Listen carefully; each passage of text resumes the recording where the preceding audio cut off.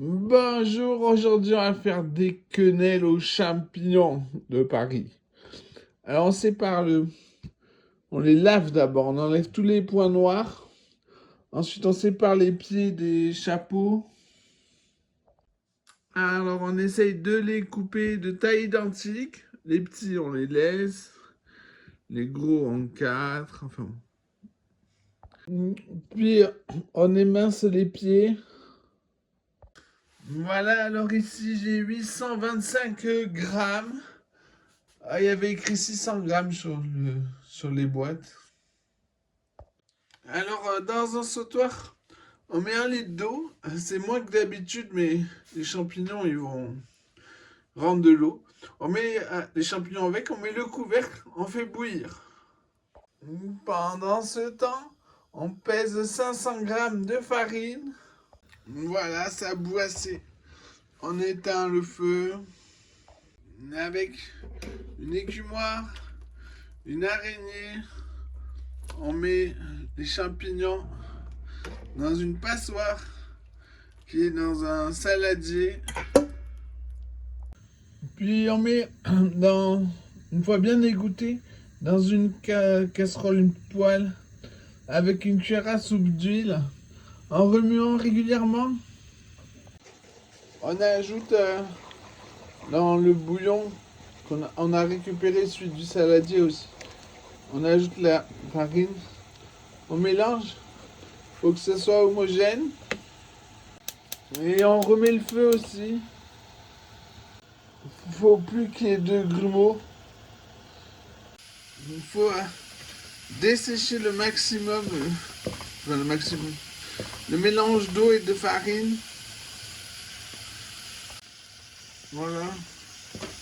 Je pense que c'est assez desséché. On éteint le feu, on met à refroidir dans un baquet d'eau froide. En le changeant de plat. Voilà pour les champignons. Ils sont assez colorés. Vous voyez, hein. On peut éteindre le feu. Il faut qu'il soit encore un tout petit peu juteux. À les mettre à tempérer dans un baquet d'eau froide. Maintenant que la pâte est tempérée, on y incorpore 5 œufs. Moi, je commence par faire comme ça, jusqu'à ce que ce soit homogène. Puis on remue en tapant sur les bords, en haut comme ça on fait un rond, en tapant à chaque fois sur les deux côtés. Une fois à peu près homogène, on ajoute les champignons. On va aussi saler, poivrer, un minimum, faut pas en mettre beaucoup. Pour goûter, voir si c'est assez assaisonné, on en prend un tout petit peu, c'est pas digeste. Il faut que l'assaisonnement, ça soit pas fadasse, mais que ça soit pas non plus chargé. Entre les deux. On met la pâte à reposer au frigo. Ensuite, on prend une briquette entière de lait. On met presque tout à chauffer dans un faitout. Après, dans un petit saladier, on met un peu de maïzena, le reste de lait, de lait de la brique. Faut qu'il en reste suffisamment pour la diluer. On fouette bien. On l'ajoute petit à petit au lait bouillant en attendant que ça reboue avant d'en remettre pour voir si c'est assez épais ou non. Voilà, la béchamel est prête. On en met au fond d'un plat gratin.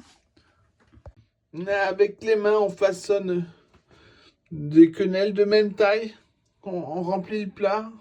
Voilà. Ensuite, on va détendre la béchamel. Mettre un peu plus de lait. Mélanger et napper les quenelles. Alors on nappe, Puis comme moi. On vient napper les quenelles, le reste de sauce. Puis on vide tout ce qui reste. Et on étale de partout. Oui, on étale comme ça. Voilà. Puis on met au four, 180 degrés ventilé, départ à froid, jusqu'à ce que tout le plat soit gonflé, même au milieu. Il reste de l'appareil pour faire un petit plat à gratin encore. Voilà, c'est gonflé de partout. On peut éteindre le four, laisser tempérer et servir. On peut servir ça avec une salade de tomates et du poulet ou une viande blanche. Bon appétit!